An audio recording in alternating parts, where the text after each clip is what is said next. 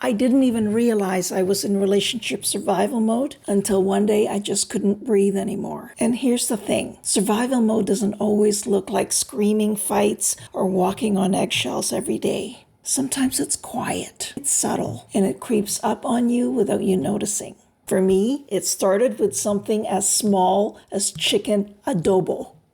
Today, I want to share 3 steps that helped me start climbing out of survival mode in my own marriage, and each one comes from a real moment in my own life. The first step, stop silencing the parts of you that matter.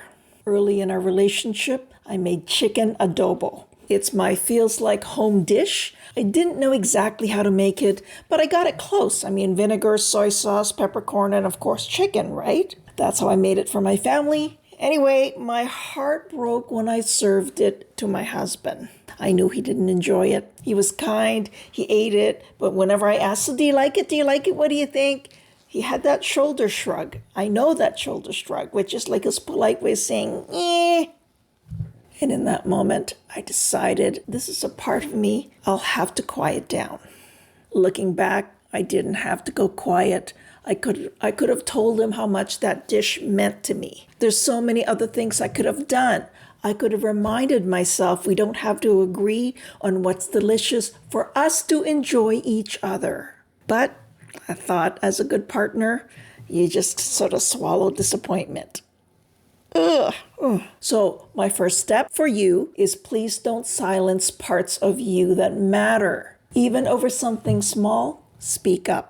It was never really about the adobo. We now have it at our favorite Filipino restaurant where we both enjoy it, but it was always about speaking up about what matters to me.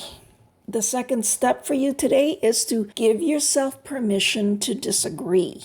So here's a very heartbreaking story for me. I just didn't know any better. My husband's parents were visiting and things were still really awkward between us, and maybe they always have been. But anyway, my husband says, hey, a bunch of us are going to go swimming in that cold lake. Do you mind if I go?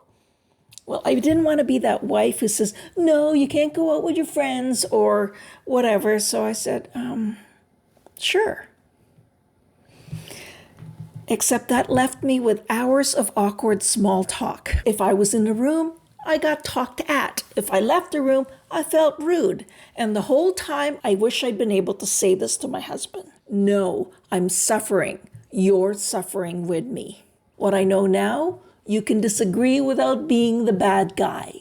You can say, I'd rather you not go right now, or I need you here with me today.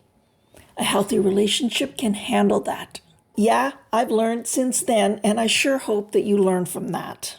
The third step I want to talk about today is claim small spaces for yourself. Here's another story. My husband was away a lot, and that's just how our lives were. Anyway, the snow was piling up, and I tried to shovel, but honestly, it was heavy and wet, and I was starting to lose my will to live.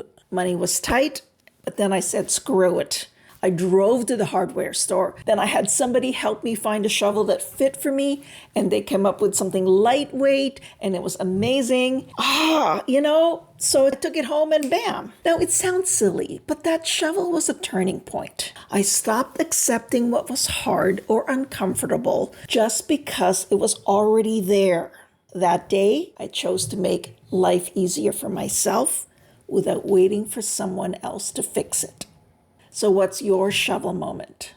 What's one thing you can change this week just to make life a little lighter for you? To recap, we talked about 3 steps. One is to stop silencing the parts of you that matter. The other is to give yourself permission to disagree. The third one is to claim small spaces for yourself. If you're in relationship survival mode, remember it doesn't have to be forever. Even the smallest changes can bring you back to yourself. I hope these tips helped you. Hang in there. You're not alone.